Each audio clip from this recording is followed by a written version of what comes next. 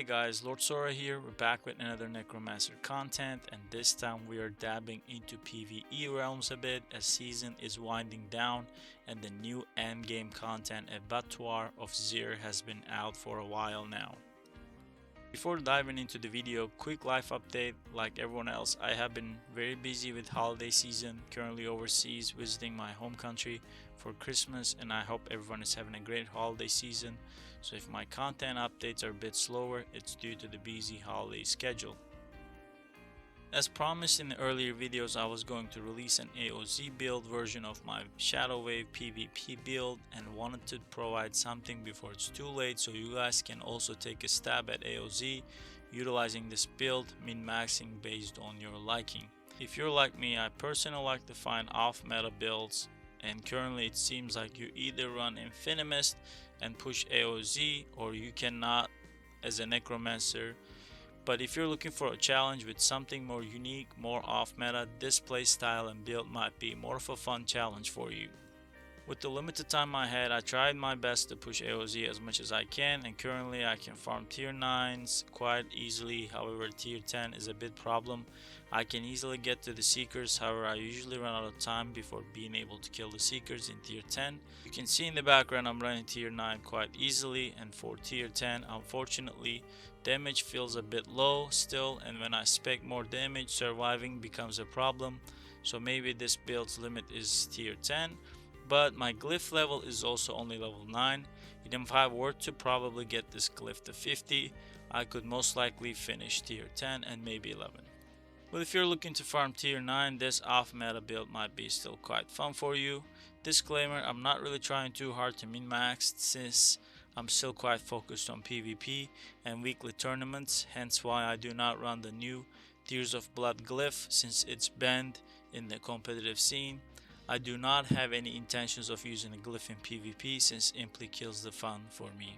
Alrighty, let's dive in and discuss some of the key changes to the build.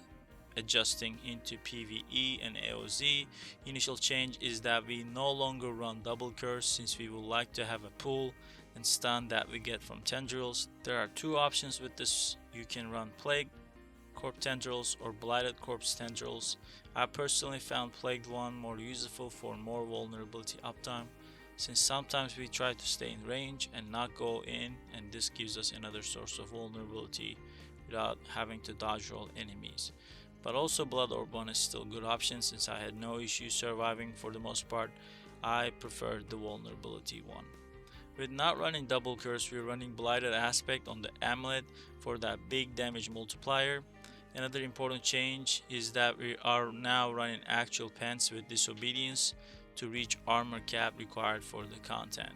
Speaking of armor, you do want armor on helmet, chest, pants and amulet, and you really want to stack as much as DR possible. Currently my defensive stats are looking like this. Ideally when you proc, the aspect of might flat DR gets up to 55% or so. You want the other DR categories to sit around 40%.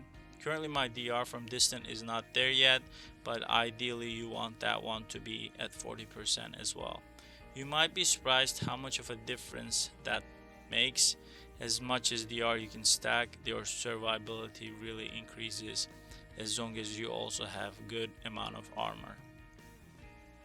Another important change is that instead of undying vampiric power, we are running domination for another damage multiplier as well as an execute ability to clear out mobs even faster. I think this sums up all the changes. I'm going to add the build planner link in the description. There might be ways to improve this build further, so if you have any ideas or you are using version of this build pushing AoZ, please comment below. I would love to continue to brainstorm and theorycraft in the comment section. Obviously, I'm more PvP focused, but as much time as I can spare, I try to make it work in PvE as well, and this is what I came up with so far. So let me know what you think. Please like and subscribe. I am very close to being monetized. Every sub counts, so I would really appreciate the feedback. Until then, Lord Sora here. I'll see you guys in the next video.